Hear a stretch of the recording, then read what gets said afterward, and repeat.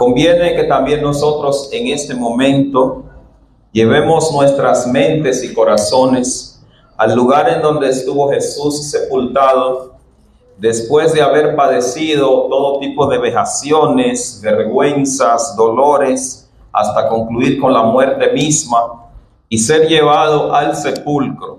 Lo que era costumbre, que fuesen al sepulcro a tratar de embalsamar el cuerpo para que pudiese durar un poquito más. Y esta primera parte del texto, esta primera narración, lo primero que pone de manifiesto es que el ser humano sin duda es frágil, pero siempre busca la manera de durar un poquito más. Y uno se da cuenta de que no es de ahora que la gente se resiste a encarar la muerte, porque estas mujeres que habían visto cómo Jesús había sido maltratado, que había muerto y que le habían sepultado, de alguna manera se resistían a la idea de que haya fallecido. Y eso nos recuerda lo que somos nosotros, endebles, pero con pretensiones de ser eternos. Y esa es la razón por la que nosotros cada día vivimos inventando nuevas cosas con la supuesta intención de ser más longevos y con la supuesta intención de encontrar la vida más allá de los límites que la naturaleza o Dios a través de la naturaleza nos ha impuesto. Y eso nos recuerda que los seres humanos siempre hemos sido pretenciosos, pero que a la vez siempre hemos necesitado de la intervención de Dios para las cosas que son cotidianas y también para aquellas cosas como la muerte que no sabemos nosotros cómo vamos a bregar con ella. Y estas mujeres de ese modo se acercan al sepulcro con la intención de embalsamar el cuerpo, pero se dan cuenta de que allí no está el que ellas habían puesto. Se dan cuenta de que al contrario lo que encuentran es, según ellas creen, a alguien que aparentemente arreglaba el entorno, que a decir de Juan parecía tener apariencia de ángel, pero más tarde uno le escucha a él pensar que se trataba de alguien cuyo trabajo era acondicionar el espacio del sepulcro. Y entonces se dan cuenta ellas de que no hay allí esperanza. Y entonces también eso nos remite a otra de las facetas del ser humano. Cuando nos damos cuenta de que nuestros límites están a la puerta, es cuando realmente nos acordamos muchas veces de que Dios está ahí. Estas mujeres que habían caminado con Jesús, que le habían escuchado decir que Él iba a resucitar y que se supone que deberían esperar, ellas se dan cuenta en ese momento que aparentemente no hay esperanza porque el cuerpo que ellas fueron a tratar de perpetuar o de hacer que dure un poquito más ha sido removido de allí. Y también eso nos pone de manifiesto con otra cualidad del ser humano, los prejuicios a los que nos lleva la desesperación. Prejuzgar, pensar que sabemos lo que va a suceder y por consiguiente sentenciar antes de estar plenamente seguros de lo que va a acontecer. Por eso ellas hablan con él de que se han llevado el cuerpo del maestro. Pero allá por el versículo 15 se escucha entonces a alguien más que habla en aquel lugar. Pero en esta oportunidad parece ser el mismo Jesús que ha resucitado. Y otra vez nos recuerda lo que somos los seres humanos. Estando Dios junto a nosotros, cuando la desesperación es honda, no somos capaces de darnos cuenta que Él está ahí.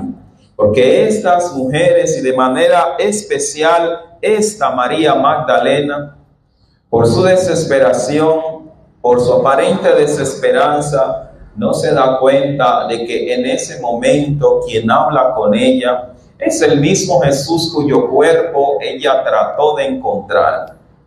pero también nos recuerda que muchas veces buscamos a Dios tal vez en donde no está, en las cosas vanas, tal vez en las cosas grandes de la vida, cuando Dios está tan cerca de nosotros, como cantamos nosotros, que es tan cierto como el aire que respiramos. Y aquí esta narrativa de Juan, que es la segunda que nos trae, muestra en realidad la desnudez del ser humano frente a lo que es Dios.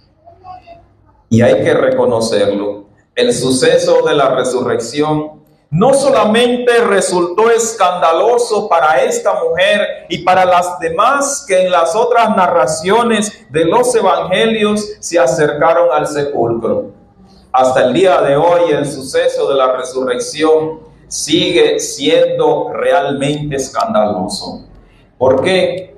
Porque la mente del ser humano no puede y no podrá jamás, por su propio intelecto, entender el hecho de que estuvo Jesús en el sepulcro y de allí se levantó. Pero nosotros los cristianos, más allá de todo, sabemos que muy a pesar de todo, creemos que Cristo resucitó y que está entre nosotros. Además, hermanos y hermanas, Juan, en la narración que él tiene en los versículos anteriores, nos vuelve a presentar la manera en que el ser humano tiende a reaccionar frente a sucesos como este. Según cuenta él, cuando se comenzó a correr la noticia de que no había nadie en el sepulcro, dos salen corriendo a ver. Pero uno sencillamente se conforma con estar cerca, pero no llegar a plenitud en donde estaba la evidencia de la resurrección. Y con ello nos recuerda el texto definitivamente. Quizás es más importante llegar a la profundidad del Señor que llegar primero. Porque este hombre que llegó primero definitivamente no fue capaz de acercarse completamente. Hubo necesidad de que el otro llegara y de esa manera fuera testigo más fiel de la resurrección.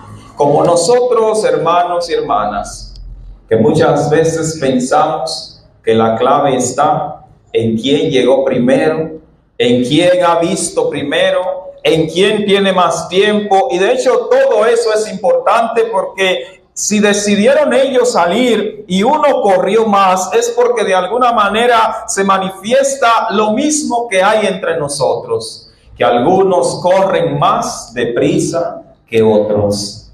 Pero a fin de cuentas, hermanos y hermanas, los corredores en la vida nos han enseñado que muchas veces la consistencia da mejores frutos que la ligereza.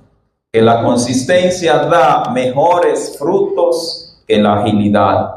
Y si ustedes se ponen a ver las entrevistas a los atletas, muchas veces los periodistas, creyendo que la clave está en la velocidad, intentan poner la atención en la velocidad. Pero otra vez ellos vuelven a llevarle a la realidad cuando una y mil veces enfatizan. Aunque la velocidad es importante, la disciplina y la perseverancia son más todavía. Y en los caminos del Señor, sin duda, se da de esa misma manera. Estas dos historias, hermanos, podrían ser la evidencia suficiente para nosotros creer que Cristo ciertamente estuvo en la tumba, que la tumba quedó vacía, que se encontró con María Magdalena, que algunos de sus discípulos le vieron. Pero Pablo el apóstol, en la carta primera a los Corintios, tratando de responder sobre los asuntos de la resurrección, afirma en primer lugar que Cristo resucitó ciertamente. Y dice, apareció a Pedro, como nosotros bien sabemos. Apareció a los 12, como también nosotros sabemos. Y dice Pablo, incluso apareció a más de 500 hermanos, de los cuales muchos viven aún y otros ya duermen. Seguramente algunos vayan a decir, ¿por qué a los 12 si ya no estaba Judas? Sin duda hay que reconocer el desliz del apóstol en esta expresión. Como todo escrito humano, no hay por qué negar el desliz.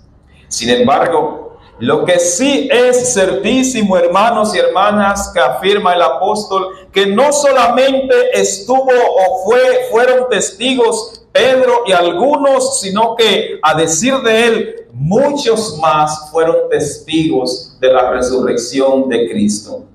Pero si eso no bastara, hermanos y hermanas, Cristo está en nuestros corazones y ello es una evidencia que va mucho más allá del desliz del apóstol al estar tan emocionado sobre los asuntos de la resurrección que, como dirán algunos, olvidó que ya Judas no estaba en el número de los 12. Pero como las cosas de Dios son mucho más grandes que los deslices humanos, en el texto de todas maneras se respira una sola cosa: Cristo resucitó, Cristo está vivo, Cristo está entre nosotros. Cristo camina con nosotros y todavía más, su resurrección es la garantía de nuestra posterior resurrección. Pablo el apóstol también se ve presionado porque mucha gente, y si ustedes leen todo este capítulo 15 de la primera carta a los Corintios, que es de hecho bastante extenso, se van a dar cuenta que el apóstol parece responder a una comunidad desesperada por respuestas. Y mire, pedir respuestas sobre los asuntos de la resurrección no es nuevo, pero tampoco va a terminar hoy, porque estamos hablando de un hecho que los seres humanos no pueden explicar y que nosotros no podemos descomponer en partes para luego analizarlo, y por más que tratemos de hacerlo, siempre terminaremos diciendo que lo creemos por la fe que tenemos en Jesucristo, que lo creemos porque sabemos que Él camina con nosotros, que ha resucitado, porque sabemos que a la mención de su nombre no quedamos indiferentes, que lo sabemos, hermanos, porque hemos experimentado su presencia, no como algo místico lejano, sino su presencia en medio nuestro, activa en el día a día de los cristianos. Y por esa razón sabemos, igual que el apóstol, que sencillamente mediante el poder del Señor. Ahora, el apóstol también plantea dos asuntos importantes. Primero, si Cristo no resucitó, vana es nuestra fe. Si Cristo no resucitó, vana es nuestra fe. Oye, si el apóstol se atreve a plantear semejante cosa, es porque debe estar bien seguro de lo que está diciendo. Porque no han faltado quienes de hecho han planteado que la fe precisamente es vana por estar fundamentada en una resurrección de la que no tenemos más evidencia que nuestra propia fe. Pero él, con todo arrojo y sin intención ni necesidad de ocultar la incertidumbre que ello podría traer, con toda confianza lo plantea: si Él no resucitó, nuestra fe es vana. Pero si yo les pregunto, ¿creen ustedes que es vana su fe? De seguro que inmediatamente ustedes van a pensar: ¿cómo ha de ser vana una fe en la cual nuestras vidas han cambiado? ¿Cómo ha de ser vana nuestra fe a través de la cual Dios ha operado en nosotros milagros? ¿Cómo ha de ser vana la fe que nos une? ¿Cómo ha de ser vana la fe en la que está basada nuestra esperanza? ¿Cómo ha de ser vana la fe por la cual cada día caminamos más convencidos de que el Señor está entre nosotros? Si nada de eso nos causa duda, si todo eso que he mencionado es real en nosotros, entonces, hermanos y hermanas, por pura obligación debemos seguir diciendo que Cristo en verdad ha resucitado y está entre nosotros. Porque la fe que tenemos en Él no es mera teorización ni conclusiones a las que hemos llegado porque nos obligaron, ni por la costumbre, ni por nada de eso. Hemos llegado a esa conclusión porque sentimos la presencia de ese Cristo vivo y de poder entre nosotros, porque caminamos con Dios, porque Él dirige lo que somos, porque Él, hermanos y hermanas, nos ha hecho la nueva criatura que somos en el día de hoy. Pero el segundo aspecto que plantea el apóstol y que es también la parte fundamental de lo que él está planteando en esta carta, en este capítulo, es el hecho, hermanos y hermanas, de que la resurrección de Cristo sin duda es la prueba y es la garantía de que nosotros también resucitaremos. Es la garantía de que la muerte para los cristianos no es el fin de todo. Esa resurrección de Cristo, hermanos y hermanas, es la garantía de una resurrección que, como siempre, con toda sinceridad, yo soy el primero que nunca he entendido cómo va a ocurrir. Y el mismo Pablo el apóstol, incluso cuando en este mismo capítulo se le preguntaba y se le cuestionaba y él desarrollaba todos sus argumentos sobre ello, llega un momento en el que definitivamente tiene él que decir: hermanos y hermanas, por más largo que haya sido mi escrito, por más largo que hayan sido mis argumentos, por más escarbadas que hayan sido mis ideas, todo esto ha de ocurrir como pasó con Cristo, mediante el poder del Señor. Porque es, hermanos y hermanas, el poder del Señor ha sido el que ha operado en la resurrección y es el que ha operado en nuestros días, resucitándonos de la muerte que teníamos a través del pecado. Pero hay un detalle más, hermanos y hermanas, que asumir que Cristo resucitó, sin duda nos pone a nosotros a pensar en algo muy serio. Si Cristo resucitó, ¿será para estar entre nosotros de manera pasiva? ¿Será para nosotros nada más acordarnos de Él cuando necesitamos algo?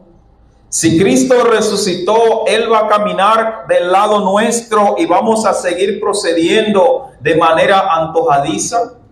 Claro que no. Si Cristo resucitó y fue mediante el poder de Dios y nosotros creemos que su resurrección es nuestra garantía, hermanos y hermanas, entonces con ello estamos diciendo que al resucitar Cristo, también estamos asumiéndole como Señor de nuestras vidas. Estamos con ello diciendo, como el mismo Pablo diría más tarde: no vivo yo, mas Cristo vive en mí. Escuche, mas Cristo vive en mí. No asume Él, está en mí. Dice en el mismo contexto de la resurrección: Cristo vive en mí. Si decimos que Él resucitó, estamos entonces planteando eso, que Él vive en nosotros, entre nosotros, incluso a pesar de nosotros vive Él. Lo que significa, hermanos y hermanas, que estamos asumiendo el señorío de Cristo en nuestras vidas. Además, el apóstol plantea: no vivo yo, vive Cristo en mí. Y lo que ahora vivo en la carne, lo vivo en la fe de Jesucristo, precisamente el resucitado, el que nos amó y el que entregó su propia vida por nosotros. De manera que, hermanos y hermanas, el escándalo de la resurrección que hemos asumido nos invita sí a cantar con gozo.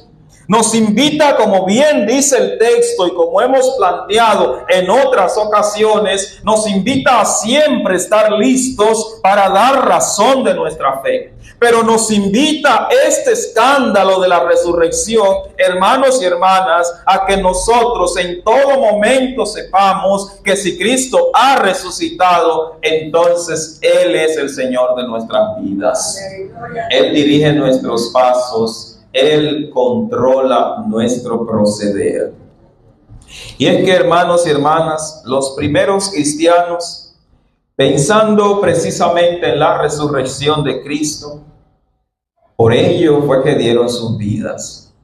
Porque el escándalo de su mensaje precisamente radicaba ahí, en el hecho de un hombre que andaba con unas sandalias de bajo costo, un hombre que andaba con unas ropas no tan costosas y con un mensaje que era a todas luces retador y que de repente se deja arrestar, se deja crucificar, se deja matar y de repente plantean ellos que resucitó. Y ese escandaloso mensaje siempre lo llevaron ellos, incluso so pena de muerte, porque ellos estuvieron seguros, hermanos y hermanas, de que aunque no podían explicar cómo, y nunca tampoco intentaron hacerlo, más bien siempre lo afirmaron a través de la fe y estuvieron dispuestos a vivir esa experiencia más allá incluso de sus propias vidas, porque estuvieron seguros, hermanos y hermanas, de que Cristo en verdad había resucitado y que caminaba con ellos. Hermanos y hermanas, tal vez en este punto de la recta tengamos que imitar la actitud de Jesús. ¿Qué dice la gente de la resurrección? ¿Qué dice la gente de la resurrección? 1000 cosas usted habrá oído. Y escúchelas, óigalas, no se haga el sordo, óigalas, no se oculte, óigalas sin miedo, porque eso no mata a nadie. ¿Qué dice la gente sobre la resurrección? Óigalo, porque estamos en esta tierra y cuanto más lo escuchemos, más podremos prepararnos para dar razón de nuestra fe. ¿Qué dice la gente sobre la resurrección? No se avergüence, óigalo y déjelos hablar. Pero después que termine, vuelva y haga como Jesús y replantee la pregunta: ¿qué creemos nosotros sobre la resurrección de Cristo? ¿Qué cree usted sobre la resurrección de Cristo?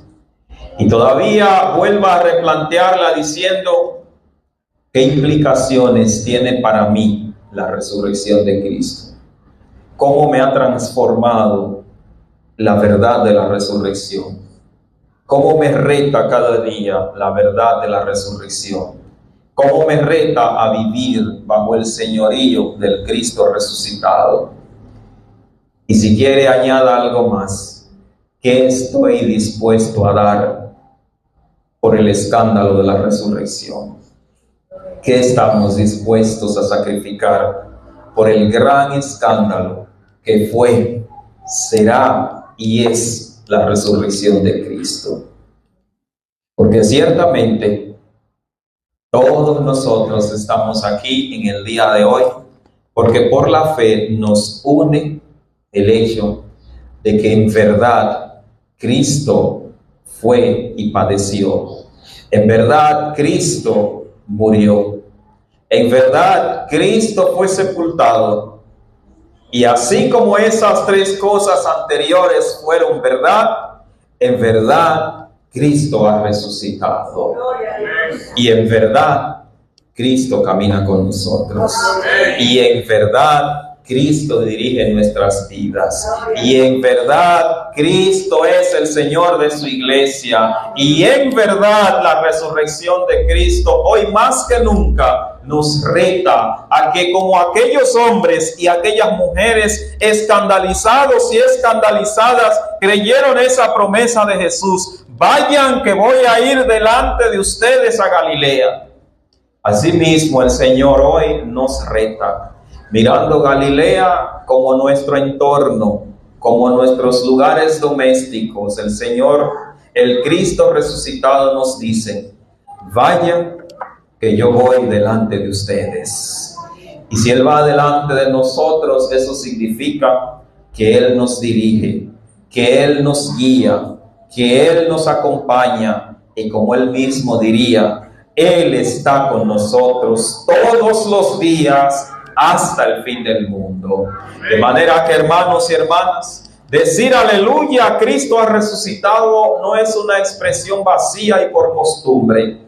Es una expresión que nace de corazones de hombres y mujeres que por esa resurrección están seguros de que más allá de esta vida hay vida mejor que esta. Esta resurrección nos lleva a decir: aleluya, Cristo ha resucitado, porque le sentimos, porque sabemos que Él va con nosotros y que muy a pesar de todo, Él quiere seguir dirigiendo su pueblo. Mis hermanos, Cristo ha resucitado y está con nosotros. Cristo ha resucitado y está con nosotros. Cristo ha resucitado, hermanos y hermanas, y estará siempre con nosotros. Muchas gracias te damos, Señor. Gracias por tu palabra que es vida y vida en abundancia. Te pedimos, Señor, que tú permitas que podamos siempre estar dispuestos a oír tu voz. Muchas gracias en el nombre de Jesús. Amén.